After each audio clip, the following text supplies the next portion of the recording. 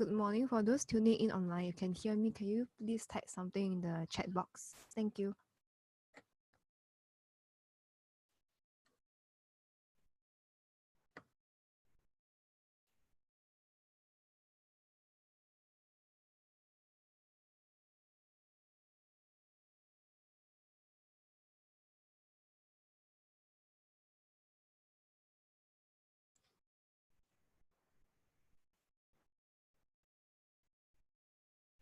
Hi, for those tuning in online, if you can hear me, can you please type something in the chat box?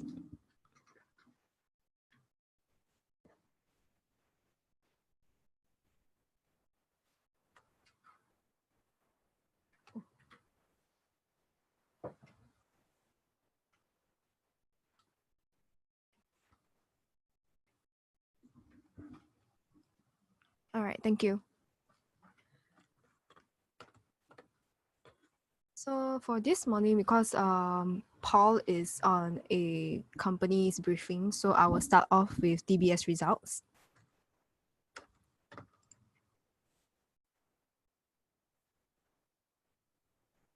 So for DBS, the positive for this quarter is that net interest margin is at a 2-year high at 1.86%, and the increase of 13 basis point year on year is mainly due to higher interest rate in Singapore and Hong Kong. And then the loans growth did well also, is robust at 8.2% year on year. And for 2018, the last quarter's, the fourth quarter's guidance is mid-single digit. So for Hong Kong's 9-month earnings, Hong Kong did well. It surged 43% year on year. And this is mainly due to the growing CASA base, which is a current accounts and savings account base. It currently makes up 59% of Hong Kong's total deposit. And then for loans growth in Hong Kong, it did well also, 16% year-on-year growth. And right now, as of third quarter, Hong Kong accounts for 20% of DBS total revenue. So for credit costs, this year it went down by 71% year-on-year. And this is mainly due to the oil and gas provisions made last year. So for asset quality-wise, the CEO Piyush Gupta has mentioned that SME portfolio might be under some stress next year in 2019, and this is because of the rising interest rates. However, SME portfolio is not big for DBS, so any provisions made for the SME portfolio will not be very significant as compared to the entire loans book. And for negatives for DBS in third quarter, it's mainly because of the cost-to-income ratio increasing to 43.9% as compared to 1 year ago at 41.8%. So this increase is mainly due to the one-off items such as 50th anniversary staff bonus, rebranding campaign costs, and also litigation costs. So the litigation costs, the proceeding has been continuing for over 10 years and it's been recognized in this third quarter itself.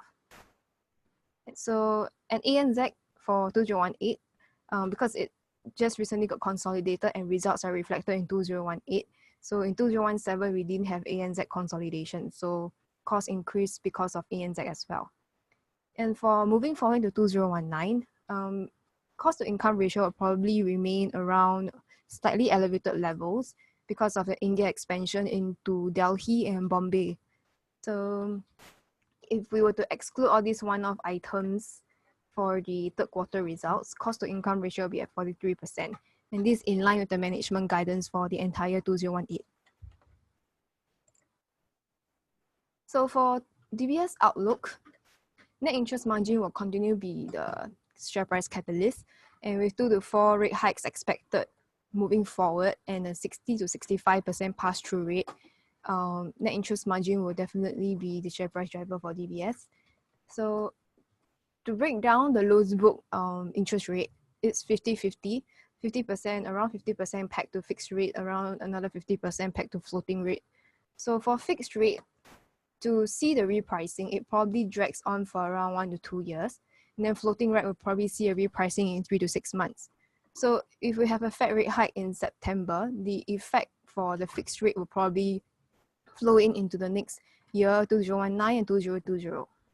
So you can expect that there's a lag in net interest margin expansion as the Fed hikes the rates. So for the trade war outlook, DBS feels that the largest impact right now is on market sentiments and not really directly on the economy yet. So we see the impact in the lackluster investment banking income, equity is down also, and also bonds market is down also.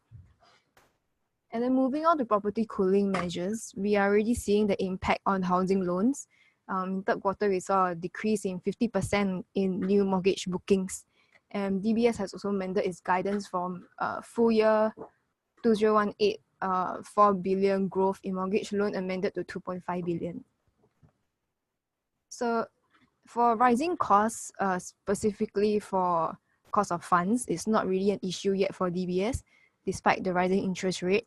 And this is because they have maintained their market share for current and savings account really strongly at 53%. So DBS feels that they do not need to increase their fixed deposits as much as the other two banks yet. So for this quarter, we maintain buy. Our target price is $29, previously at 33, not 23, $33. And this is because we roll over our valuation to 2019. We revise our target price accordingly, according to lower beta and terminal growth rate to reflect a more volatile and also slower growth economic environment. And also given the earnings trend for third quarter and also changes in management guidance for 2019 loans growth, we trim our 2018 to 2019 net profit estimates by 3 to 5% lower, which also resulted in a change in target price. So that's all for me, and I pass on to Richard for comfort.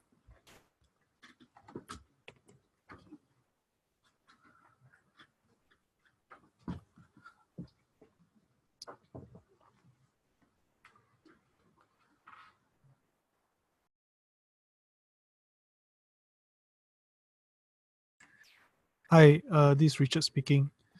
So now I'll start on ComfortDelGro. We upgraded to buy.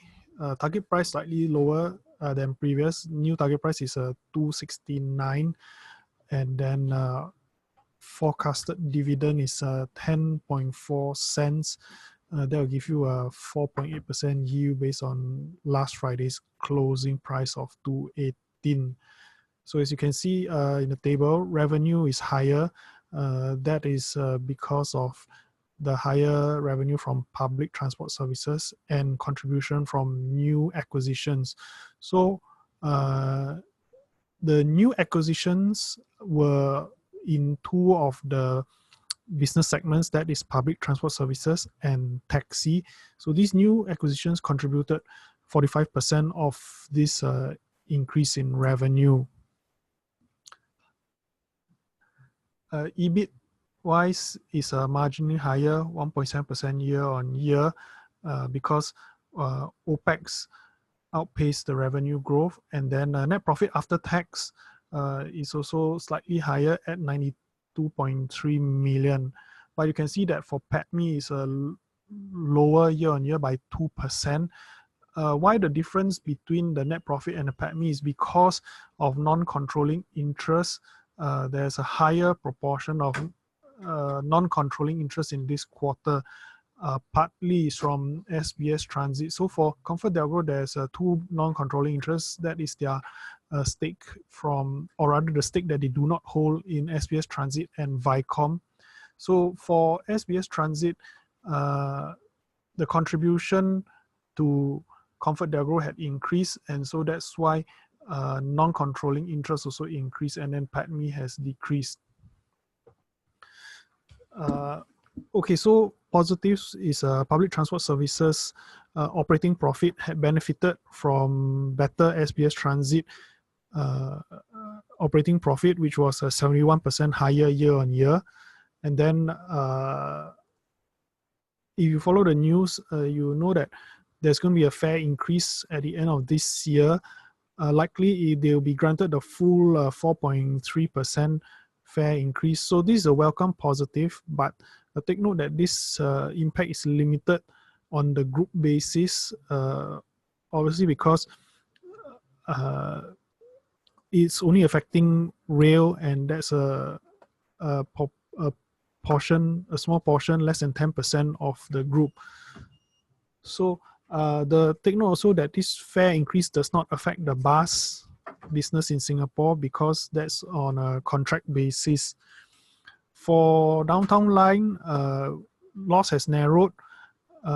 This is aided by the increase in ridership, which increased by 83%. Negatives wise, as I mentioned, the operating expenses was faster than revenue growth. So there was margin compression. The other thing is that the third quarter taxi profit is down by 10%.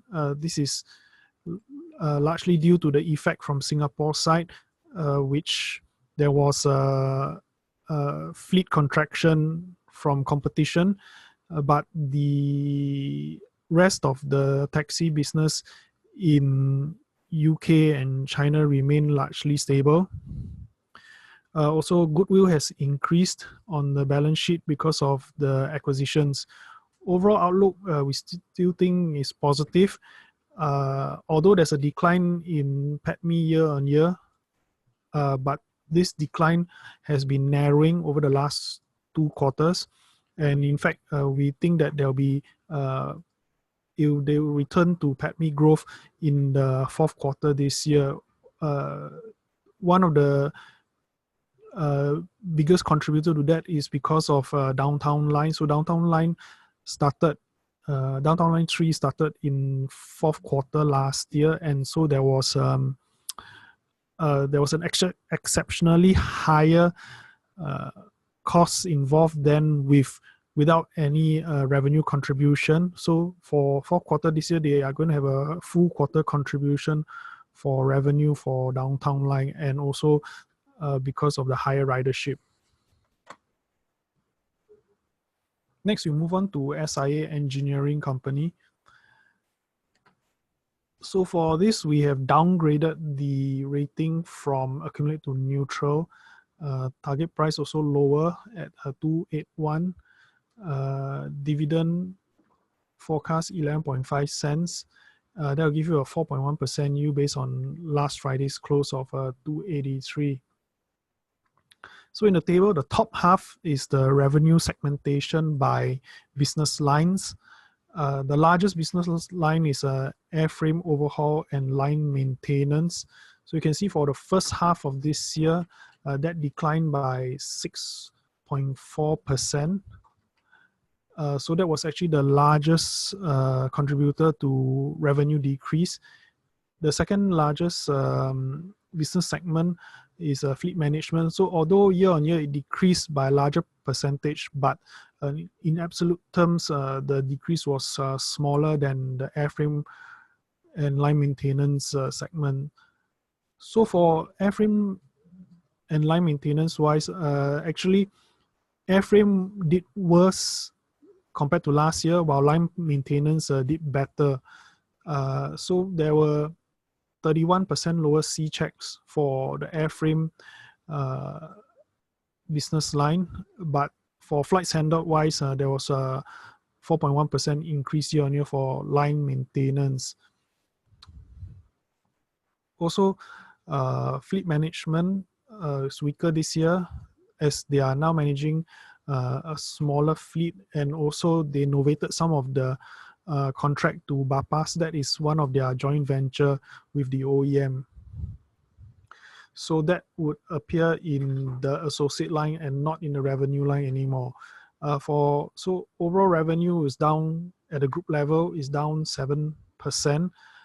There's lower airframe and fleet management. EBIT wise is also took a plunge as there was also although there was lower operating expenses, but it was insufficient to offset the lower revenue. The silver lining is that associates and joint venture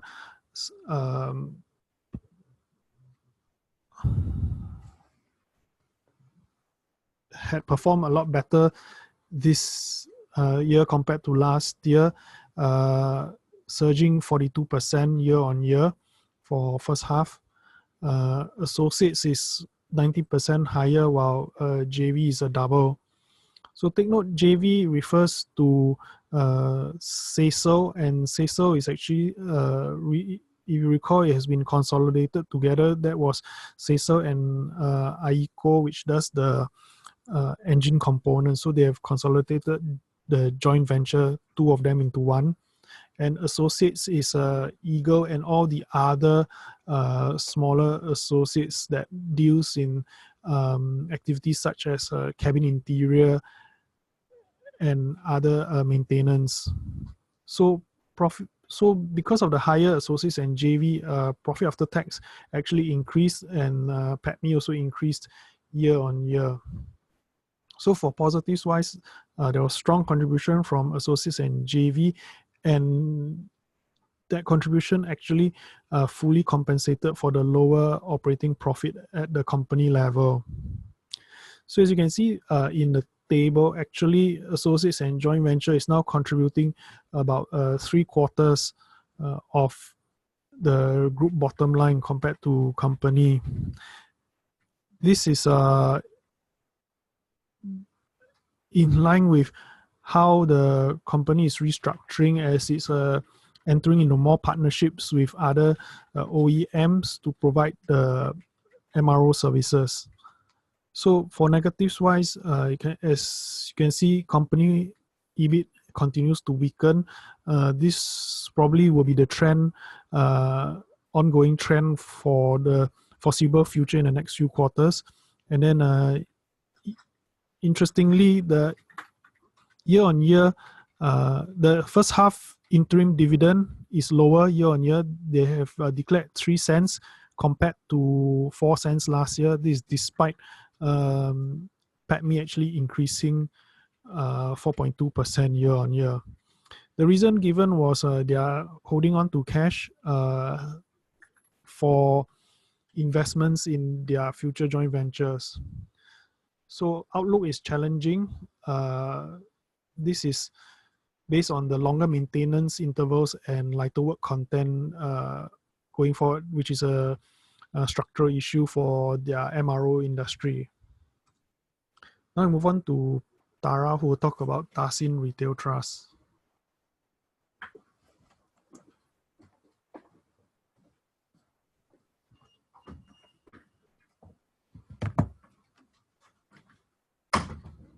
Thanks, Richard. So I'll talk about Dasin's 3Q18 results. Year on year, they reported a flattish revenue, mainly due to the decrease in events-based revenue from one of their malls, Ocean Metro Mall, and also the effect of straight-lining rental for this mall. NPI, there's a slight dip as well due to higher operating expenses incurred by Shiqi Metro Mall and Ocean Metro Mall. And you would see at the DPU level, do not be alarmed by the 19% drop in DPU because, as you know, they have a distribution waiver arrangement with two of their major shareholders, which would taper off from FY17 to FY 2021. So year on year, there was about a 16% increase in unit base.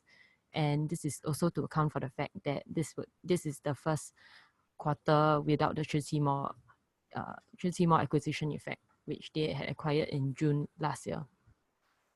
So positives for this quarter, there's still robust occupancy and healthy reversions, despite the ongoing AEI at one of their malls, Siala Metro Mall. So occupancy remains strong at 97.6%. The manager had also communicated that the AEI for this would be completed this year and will yield renowned names such as Haidilao. So progressively, we'll see higher reversions on the back of the catalytic effect of such brand names being brought in.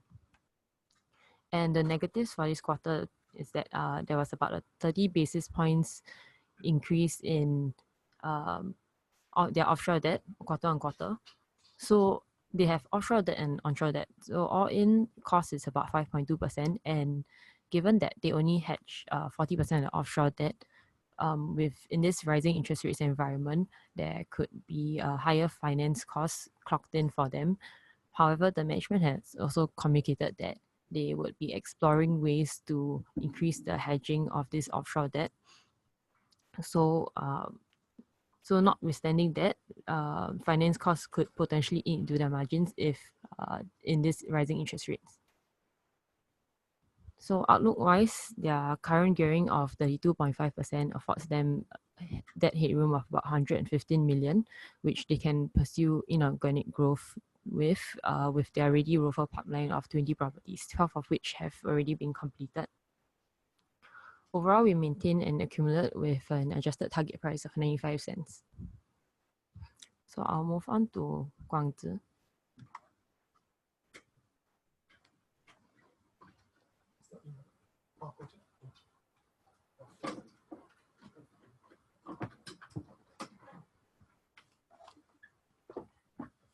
It's Guangzhi here. So next is China Sunxin's 3Q results update. So we maintain our buy call with a lower target price of $1.68. The previous target price was $1.77. So if we take a look at the results here, actually third Q, China Sunxin continued to deliver fantastic results year on year. So the positives are both the gross profit margin and net profit margin remain at record levels.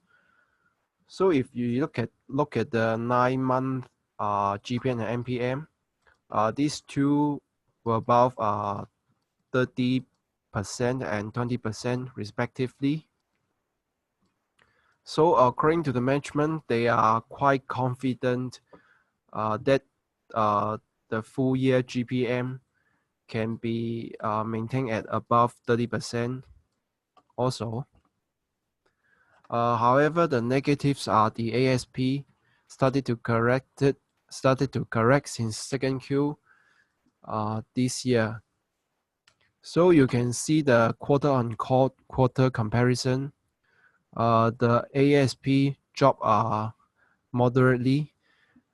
This was mainly due to the softer raw material prices, mainly the aniline prices, and the demand for tire in PRC. So the outlook, the management expected that there will be limited downside of the ASP because right now at the moment the supply, there won't be a substantial increase in the supply within PRC, and they expect that the ramp up of capacity and production will be granted by end of this year. So it is worth to highlight that the expected cash in hand will be reached more than RMB 1 billion by end of this year.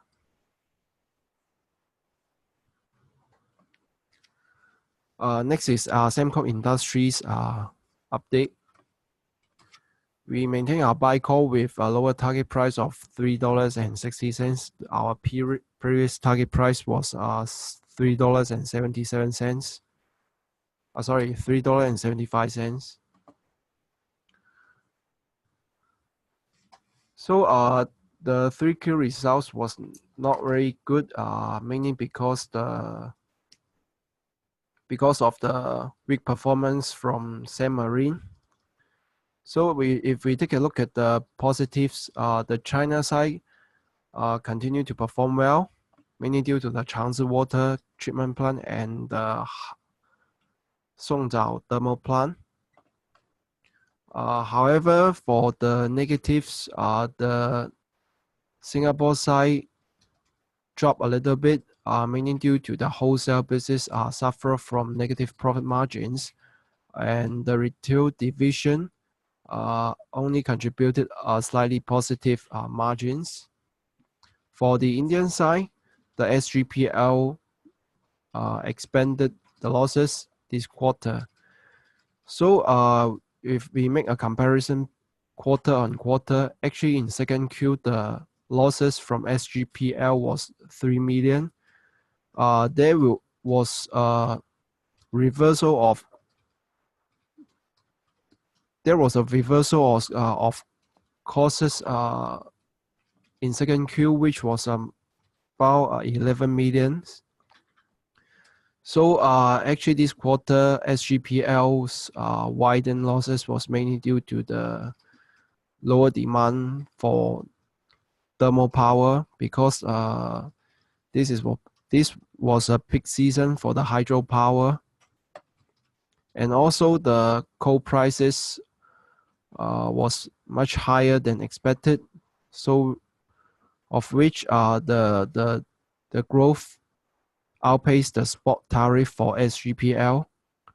And also for the upcoming quarter, one of the units in SEIL will be shut down for equipment inspection. So in 4Q, the Indian side's performance will be weaker. However, the management expect that for the full year results, the India operation will be profitable. And as for the UK power reserve, it is expected to generate profits for the next 2 quarters, which can offset partially the integrated losses incurred early on this year. For Sam Marine, we do not expect a significant turnaround in profitability in the near term, as the upstream side still soft. So next, I'll pass on to Paul.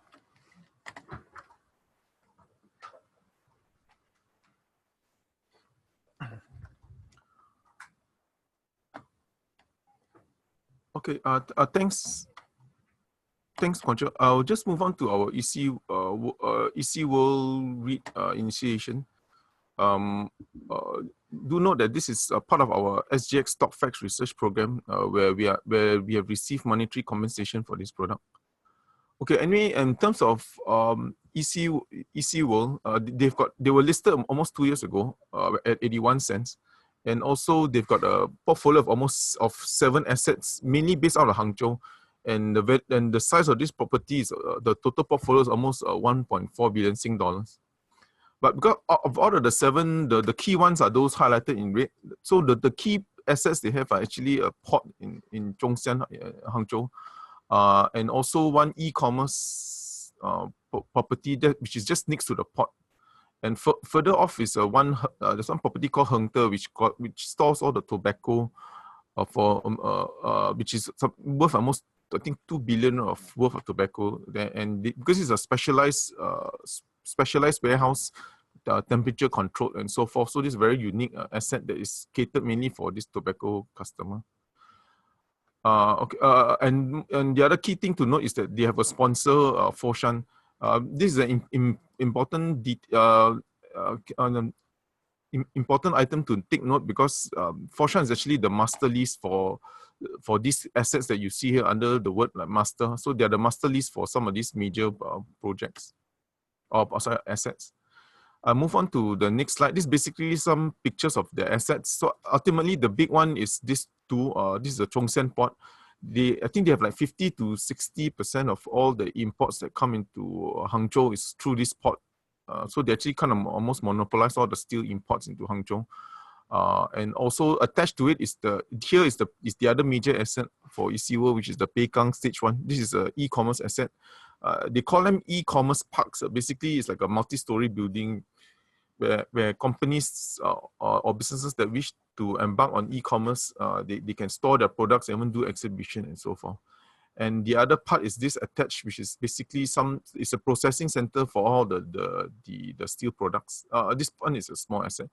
This is a small, but the other big asset is this part here, which I mentioned. This is where they store all the tobaccos. I think it's a 10-story floor where it's temperature controlled, and it's a specialized warehouse for tobacco storing. Okay, I'll move on to the next slide. Just a snapshot of where they get their revenues. As you can see, the two largest components are this part, which is the port, and this part here, which is the e-commerce. So important and this chart just basically shows that the port business is still doing well, even for year to date September 2018, there was a big improvement in terms of the freight or throughput of the port. So the port which is one of the key assets, is actually performing well because the volumes continue to be healthy. Okay, in terms of our investment thesis, we have an initial with a buy and 82 cents. One of it is that the yield is attractive. They're paying out a 9% dividend yield. And most of these, like we mentioned before, are captive assets. Captive either because these are specialized assets or because, as a port, there's really not many alternatives the operator can move in. This is like almost like a natural monopoly. And it's the largest inland port in Hangzhou. And almost all the imports actually goes through there. And also, like we mentioned earlier, the specialized warehouse, is about 10 billion worth of inventory. So it's unlikely that this customer moves. The other attractive part is that it's trading at a 25% discount to the book value compared to the other industrial peers. So even on the dividend yield, they're also trading higher than most of their S-REIT peers. And the other reason for the investment thesis is that there's a large inorganic opportunity. The gearing is low, about relatively low, at least about below 30%, and they're looking to at least gear up to 40. So they could actually make another, like in our report suggests, they could actually make another $200 million acquisition without actually tapping into the equity market. In terms of their inorganic or acquisition growth, there's one e-commerce asset, and also they've come to the agreement with a Singapore-based company YCH to purchase 13 of their assets or warehouses across Southeast Asia. So if they do make this acquisition, is a good, it at least allows them to diversify outside of China. And also there's there's a landlord to the e-commerce proxies. Basically what it means is that the e-commerce penetration or warehouse penetration in China is still very low. Like in the US and Japan, they are 4 to 5 times higher than actually in China. In terms of the risk factor, as you can see from this chart, the big risk factor is the lease renewal.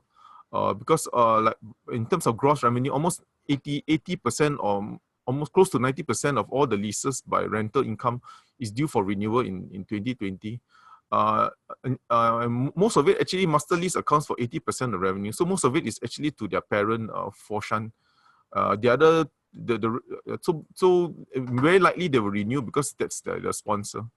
The other risk factor to take note of, which is less obvious unless you check the annual report thoroughly, is that there is an income support, which is how this works is basically the sponsor actually pays, at least on paper, rental that is higher than what is the market rent. This was actually disclosed in the annual report, and this income support is about 14.4 million, which is about 17% of the NPI. Okay, that's it for our ECO. I will move on to, before I move on to the China, since I'm here, I'll just rush through to our Singapore weekly.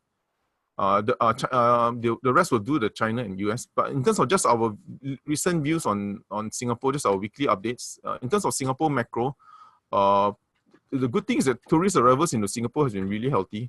It's almost 8% year to date. So this will be good for hotels and also for anyone involved in like Richard mentioned, in like sets that are involved in the benefit from higher traffic out of Changi. In terms of construction, the one anomaly or interesting thing was that construction contracts awarded in Singapore actually came to a screeching halt. I think the public contract suddenly collapsed to 5-year lows. I'm not sure if there's a data error or not, but anyway, that's one interesting aspect. And foreign reserves for Singapore continues to be high. We are trading off our record highs. We are hitting like probably going to be hitting almost 290 billion in foreign reserves. Last quarter was the high of 291. So Singapore is still there's a huge inflow of funds coming to Singapore. In terms of corporate events, we don't cover these two stocks, but we did attend their results briefing. Just to give you the key highlights is that the whole supply chain is actually obviously very cautious ahead of the trade war. And some of the IP customers actually asked for new products to be produced out of Thailand or Southeast Asia rather than China. But I think in terms of Memtech, we've also seen some of the big customers delay some of their new launches. And also, again, they are also similarly studying to have manufacturing plants outside of Southeast Asia if this trade war materializes. Okay, in terms of what has been helping Memtech, at least, is the auto business has been providing strong support to the business because that is a more stable part of the business.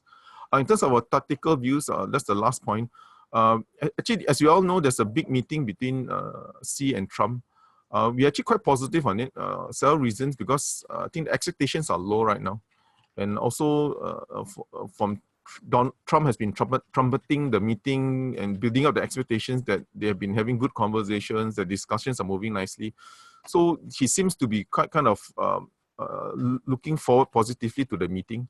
And post midterm elections, and we have noticed that he's been focused more on immigrations and at least attacking Democrats. And I think his biggest concern will probably be the Mueller investigation rather than China. One key thing that he did do was at least he did relax the rule on Iran. So he's been a bit softening on his stance on China because as you know, he relaxed the rule on Iranian oil export sanctions. And actually one of them is China. I think there's a 180 day waiver. So he has been softening a bit on China. So I think that despite the market is not expecting much, but there could be some positive news from this meeting. But although on the longer term, he might go back to his usual urges and attack China again. But anyway, in terms of near term, this meeting could be a positive. We could get a positive outcome from it.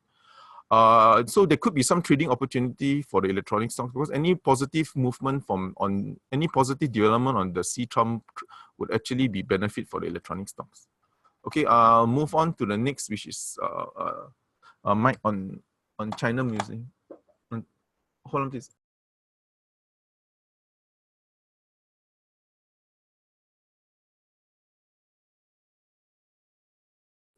Thanks, Paul. For China last week, we can see China government are putting a great effort on help the private-owned enterprise financing.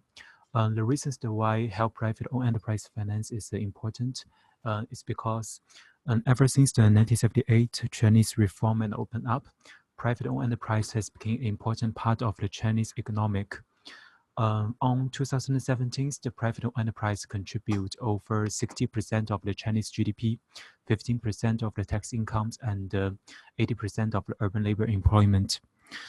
From the perspective of the M2 to GDP, which is reaching 200% on 2017, we can note that without enough financing, companies will face the problems of the continued operations.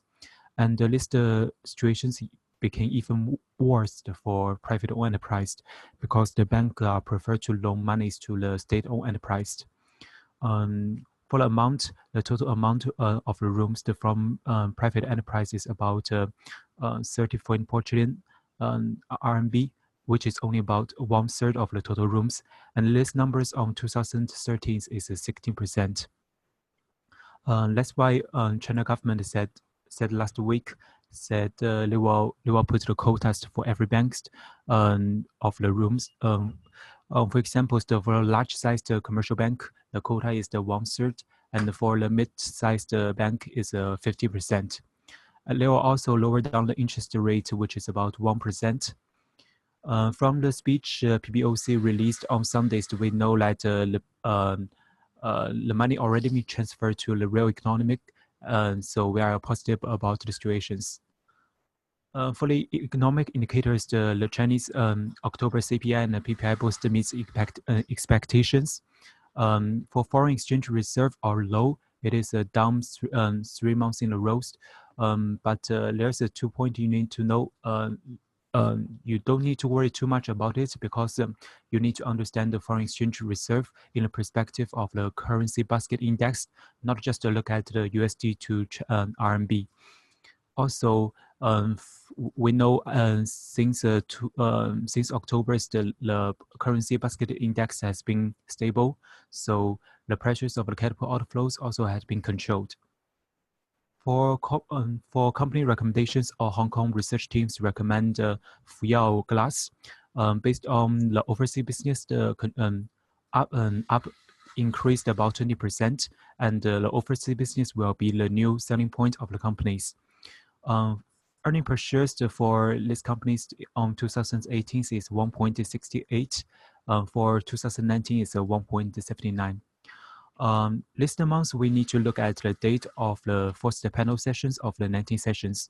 On these meetings, the Chinese will release the more positive policies of the reform open up, and we're expecting they will cut tax cuts policies, the reviews on these meetings as well. I will move to the element for the USweekly.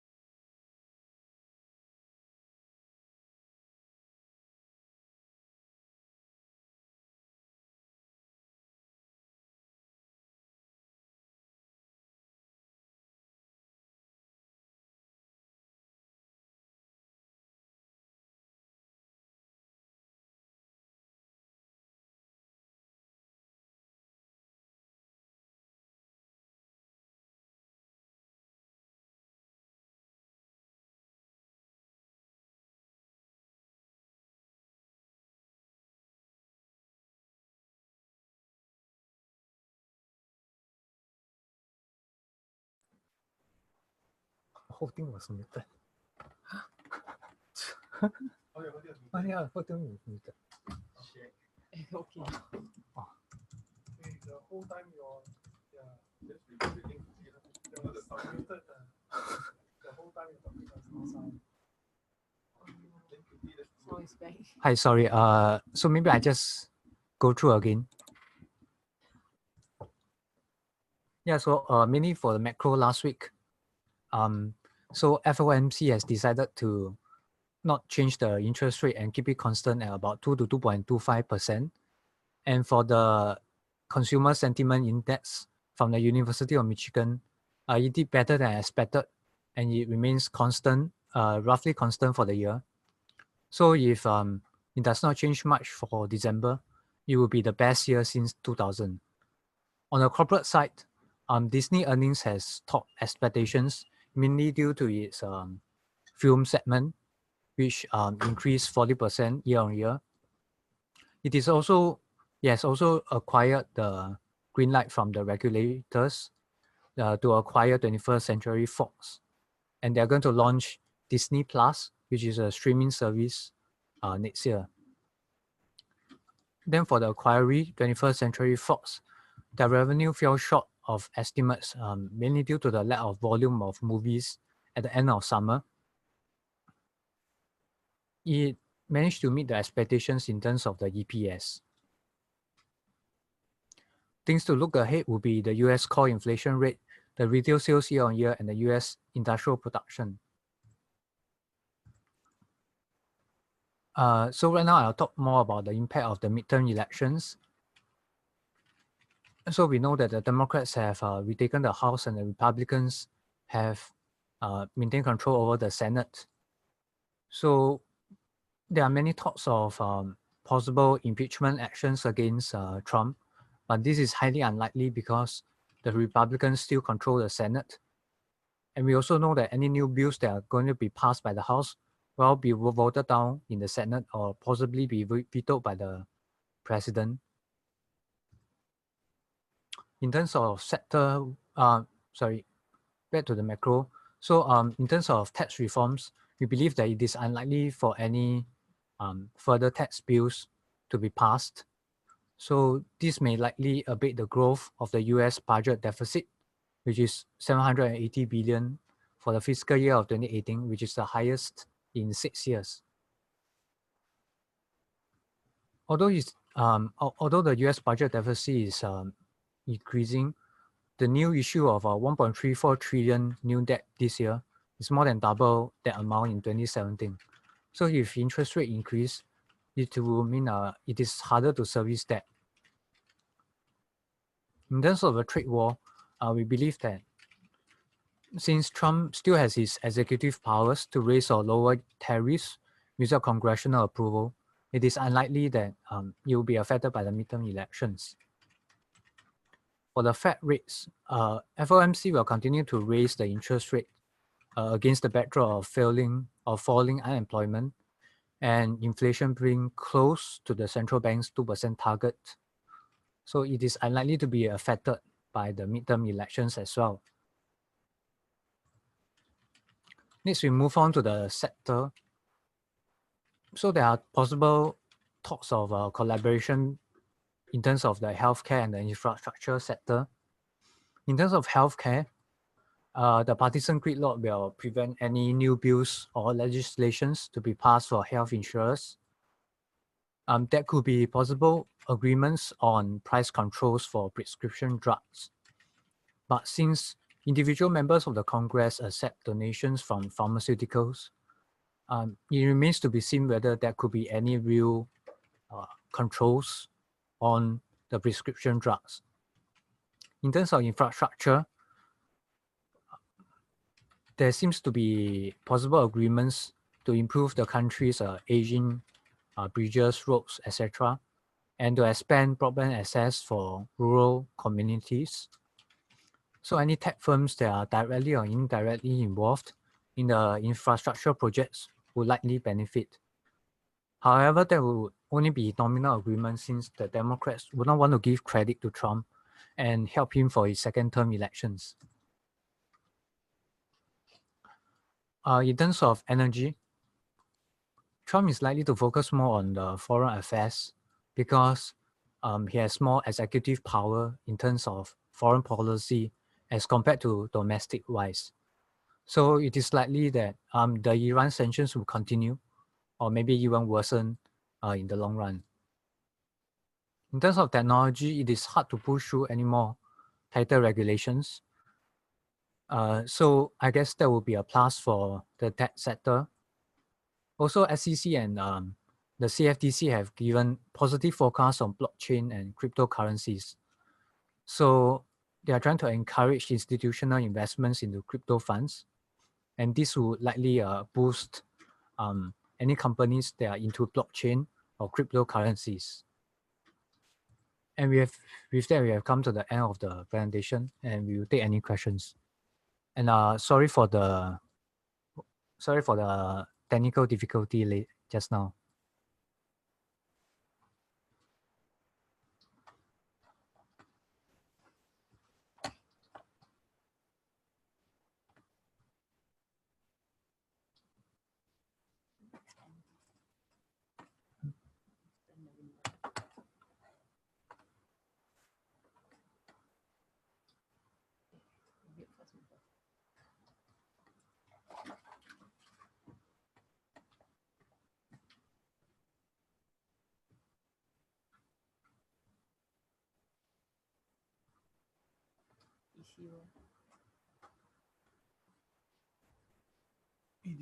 You know, they all can see this, you know.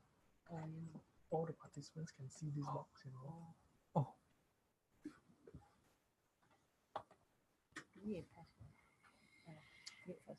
Yeah, everything, you know.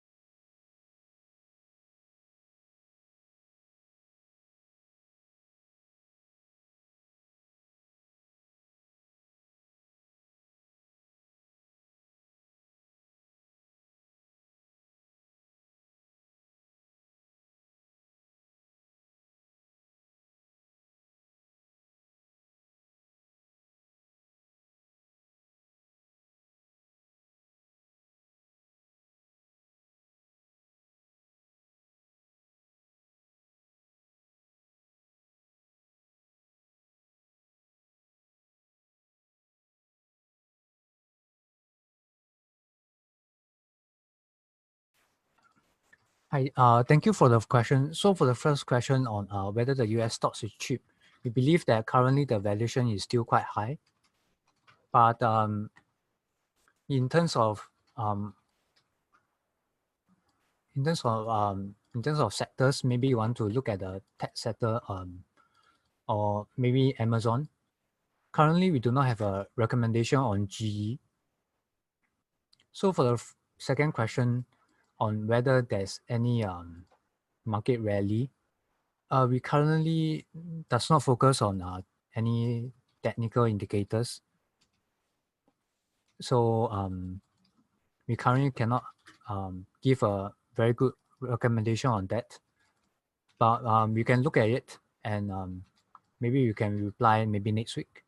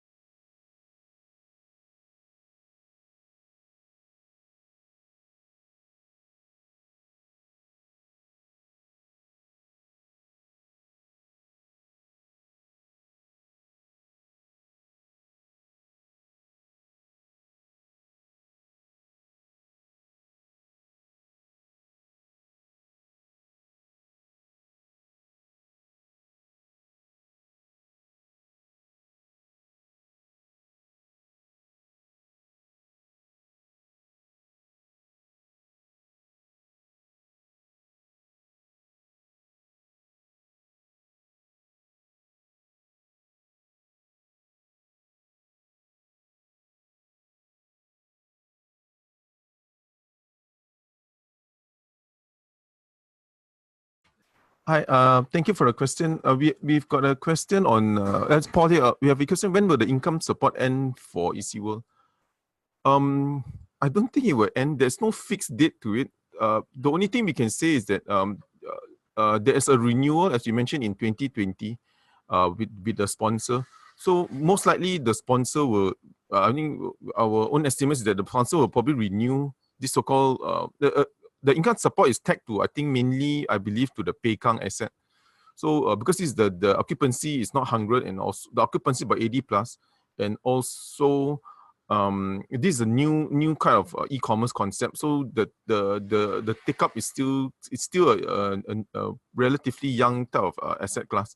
So what is happening is that very likely as we hit 2020, the sponsor for Foshan will likely just renew the existing rental or maybe at a slightly higher rental. So this inverted comma income support should be maintained because it all comes from the sponsor. Yeah. Thank you for the question.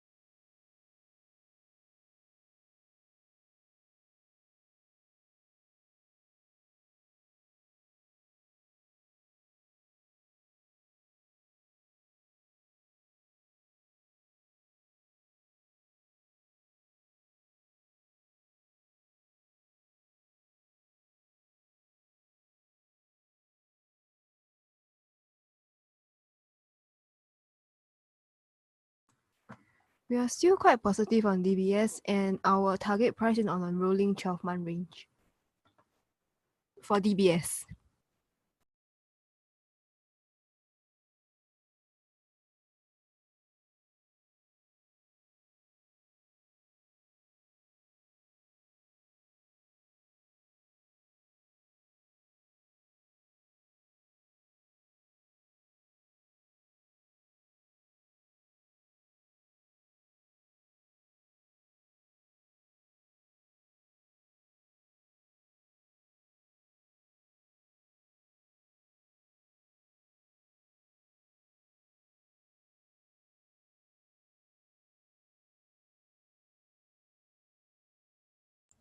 All right, if there's no other questions, we will end today's webinar. Thank you.